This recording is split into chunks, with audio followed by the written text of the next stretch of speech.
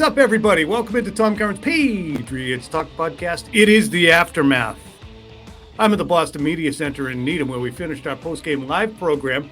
Right over there on NBC Sports Boston, we're going to bring Phil Perry in from Glendale, Arizona. You know, there were points at which it didn't look that great, but in the end, they don't ask how, they ask how many, and that's number 7. So let's whisk Phil in here now and ask the obvious first question. In a very, very necessary game, Phil, what was the tenor like after the Patriots secured this W? I think it's a locker room, Tom, that's best described by the feeling of relief. Talking to several offensive players specifically tonight, and I think they just really desperately felt like they needed to win this game after a difficult loss in Minnesota on Thanksgiving, difficult loss at home, really got embarrassed, I think, again, by the Buffalo Bills at home, and morale was low. We talked about it a lot last week, throughout the course of this week. All the way till kickoff tonight. It dominated our conversations, just whether or not this team was bought in.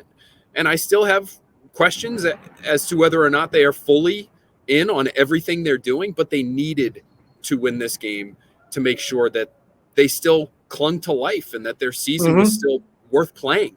So that to me was the biggest takeaway. Hunter Henry's very open about it. He said, yeah, it was, it's great to get to 7-6 in the standings, but morale-wise, something they needed. Yeah, and that's funny because, so often we read body language, we read quotes, we interpret what we're seeing and hearing and try and channel and relay to people what we're feeling from around the team or what we anticipate the feeling will be. I'd say 90% of the time we're accurate. Spend time with them, we understand the ways and means of the season. But to me, Phil, this was a team that had gone through frustration. You explained exasperation after the Bills game. A loss in this situation would have led to, I think, a level of resignation. Hey, it just didn't work. It's 6-7. We're out here. We're playing another game against the Raiders, and then we're going to head home for the holidays, and it's really going to be hard to win 4 in a row. They dodged that. And in part, they dodged that because guys stepped up for injured players, especially in the running game. Give me an update first, though, on the injuries before we get to the game itself. Yeah, Ramondre Stevenson, I had a chance to catch up with him very briefly as he was leaving the locker room tonight. Had to leave, obviously, with an ankle injury. Ended up getting hurt, coming back, leaving again.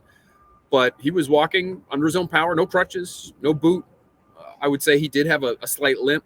But when I asked him if he thought he'd be available for next week, big game for him as a Las Vegas native, he said he hoped so. So at least in his mind, still not ruled out for that game against the Raiders. Obviously, he's a massive, massive component to what they do, everything they do offensively. Yep. It was nice, though, for them to see some guys step up. Pierre Strong, Kevin Harris, both getting their first career touchdowns as pros. I thought Pierre Strong, Tom, Did you see Devontae Parker? Let's hit those guys in a sec. I just want to get the injuries and then get to some of that game stuff. Yeah, Devontae Parker, did not see him in the locker room. Yeah. Obviously, head injury. That's a tough one. He looked concussed on the field. So you're also talking about Jack Jones, who had to leave with a knee issue. I thought that was a sneaky big injury because even though that cornerback spot has looked deep at times this year, no Jalen Mills coming into this game, then no Jack Jones early in this game, put a lot on Marcus Jones, who obviously has a big role on special teams and is starting to get a bigger role offensively. And even if he's not getting the ball offensively, Tom, he's in motion on just about every snap. So the guy's covering a lot of ground. So they're going to have to be careful, I think, with how they manage his workload moving forward. A busy little devil. All right, Mac Jones basically summed it up during his press conference. Here's Mac explaining really what the tenor of the game was. Biggest thing is get the win, right?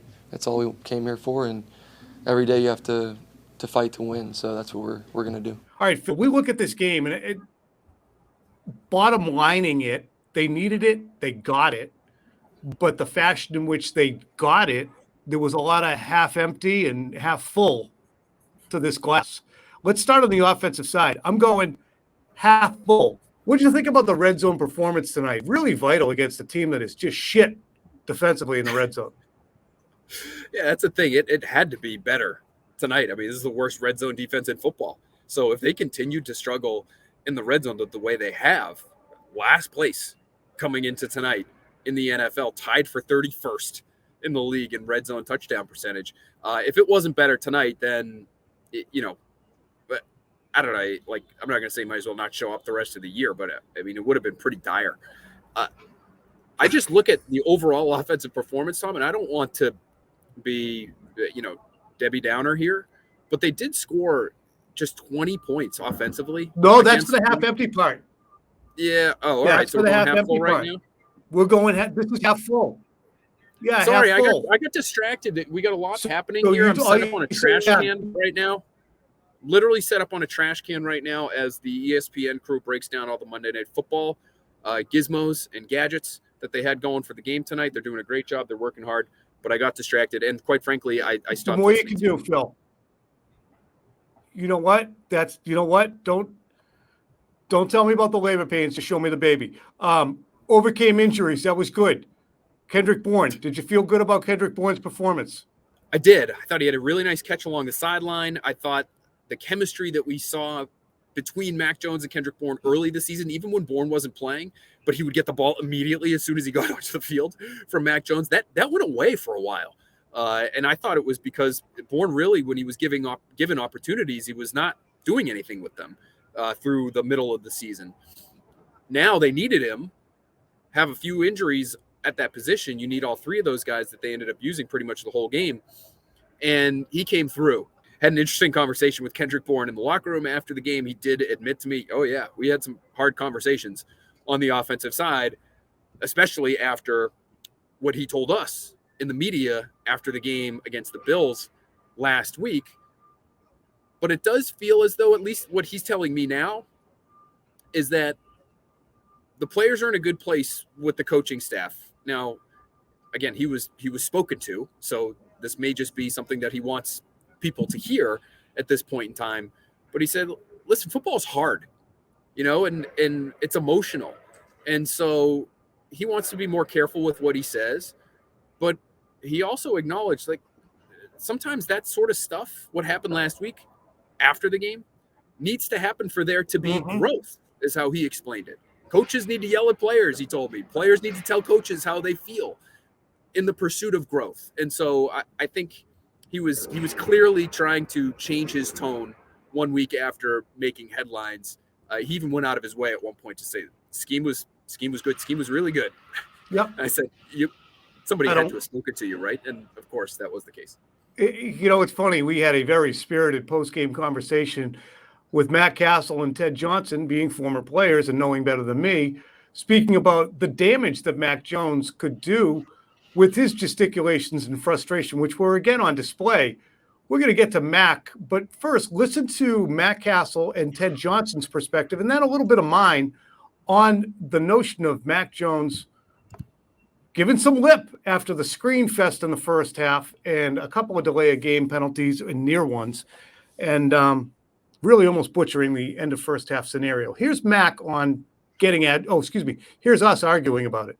To me, watching him go out there and get frustrated all the time and go and try to rip his OC and kind of show him up on national television, that's not the look you're going for as a starting quarterback of your franchise, to be quite frank with you. Instead, I'd like him to go over, be pissed off, but you don't have to scream and yell and have all the antics that he had out on the field. That just brings more attention to it. It doesn't help the cause when Mac does that, because players want to rally around Mac. They want to, players, this is a players' league. And so when they see him doing that to the OC, it makes it more difficult for everyone to buy in when you have the quarterback doing that. I saw you listening to Ted Johnson and Matt Castle, and you didn't agree, right? They are guys who are products of the ecosystem, and they understand better the unwritten rules and regulations of an NFL locker room than I ever will. However, covering Bill Belichick, one thing he does not like is repeat offenders.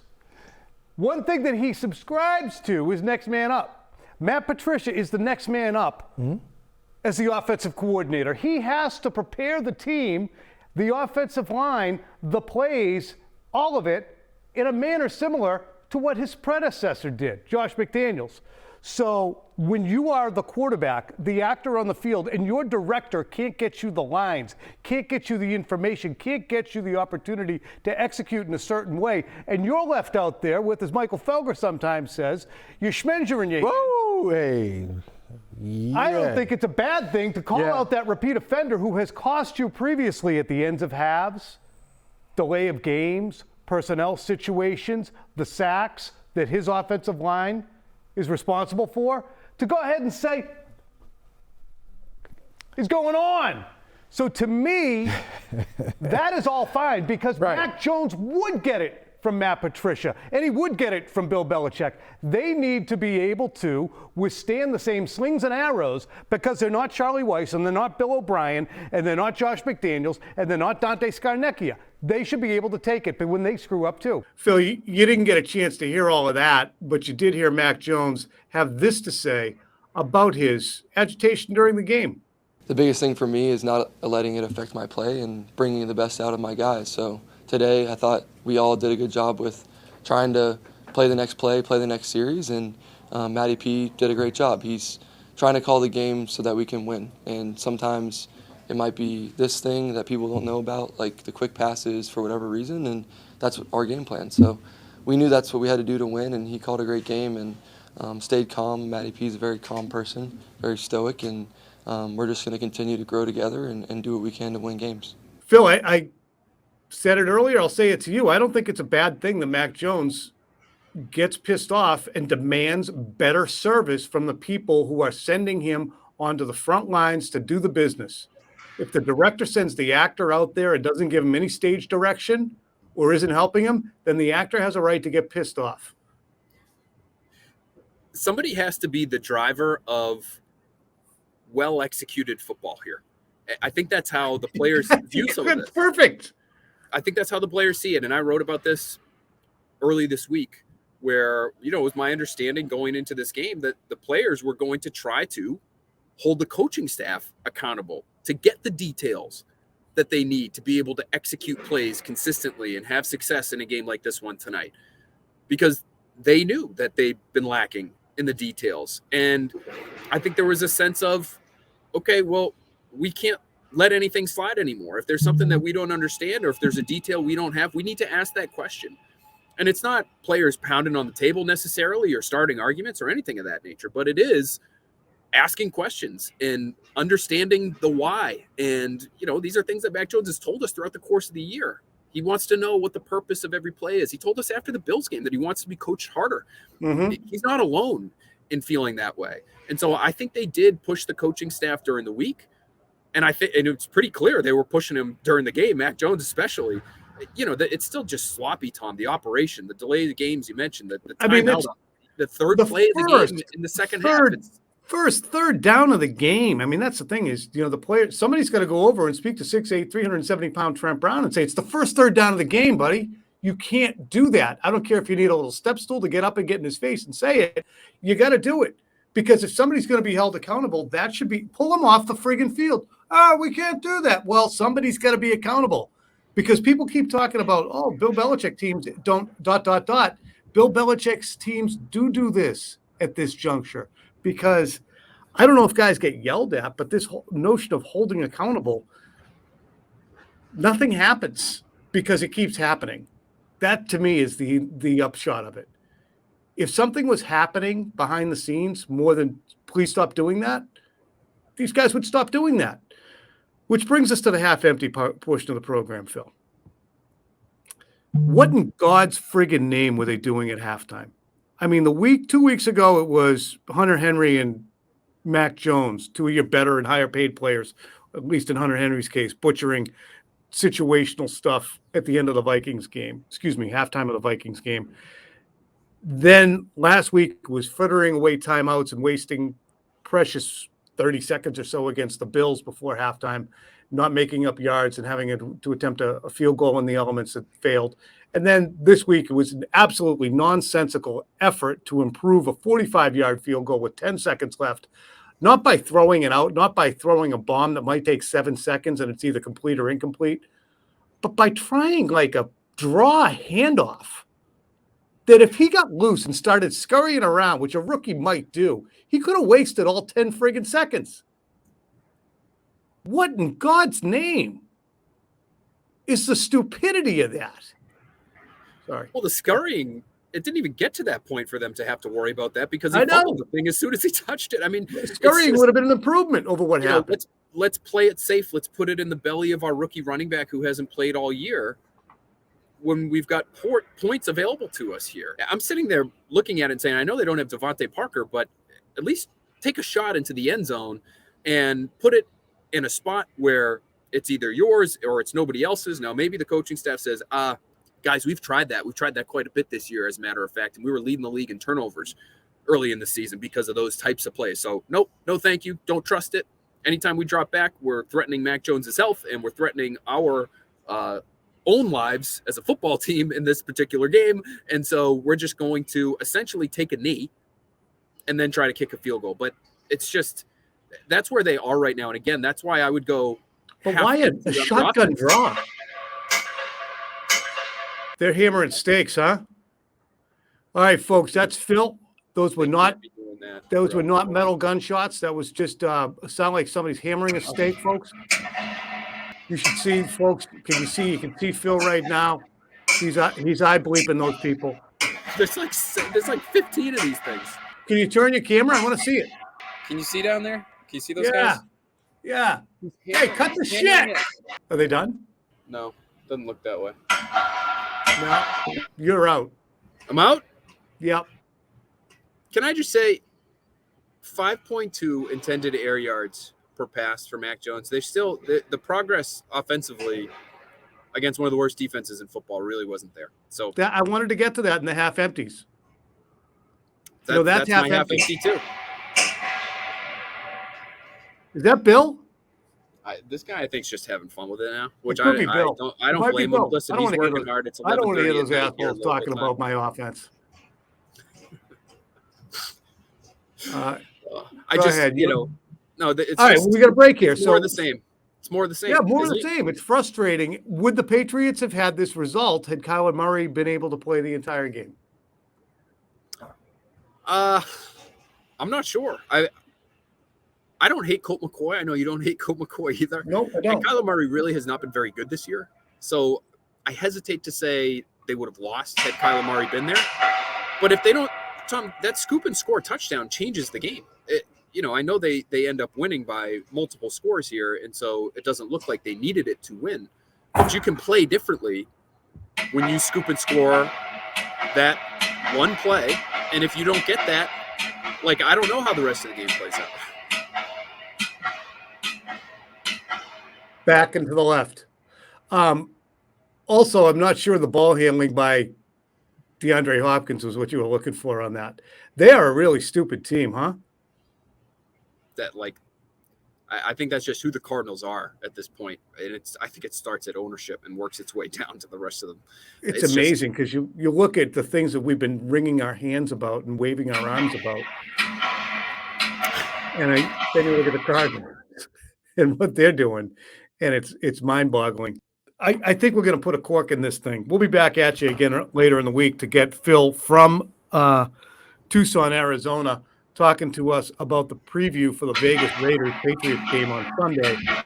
But this is more than some kind of a sign that we're supposed to wrap it up here on this Monday night. It's 1:30. Love you. Phil, safe home. I'm not going to be home for a long time. I'm going to be in Tucson, Arizona, baby. So next time I'll be talking to you from the University of Arizona. I'll try to get out on the quad for you on Tuesday. All right, buddy. All right. What number did Gronk wear at Arizona?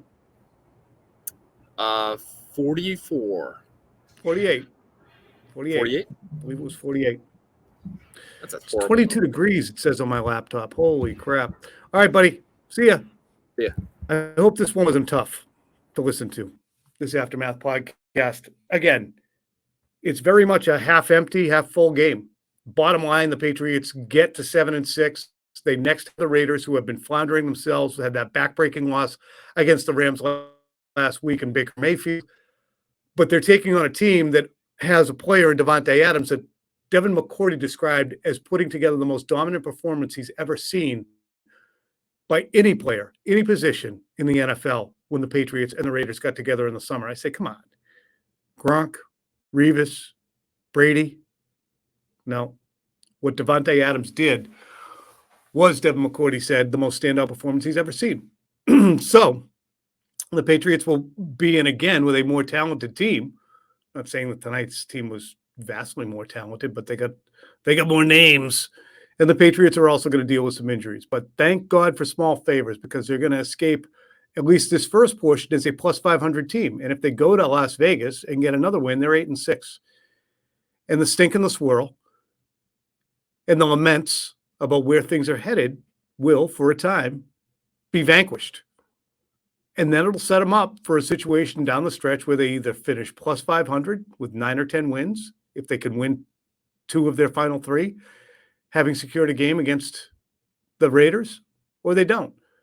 But again, this will be the next must-win game at the Las Vegas Raiders.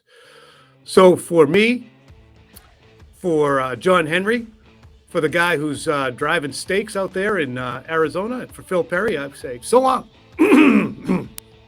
Good night.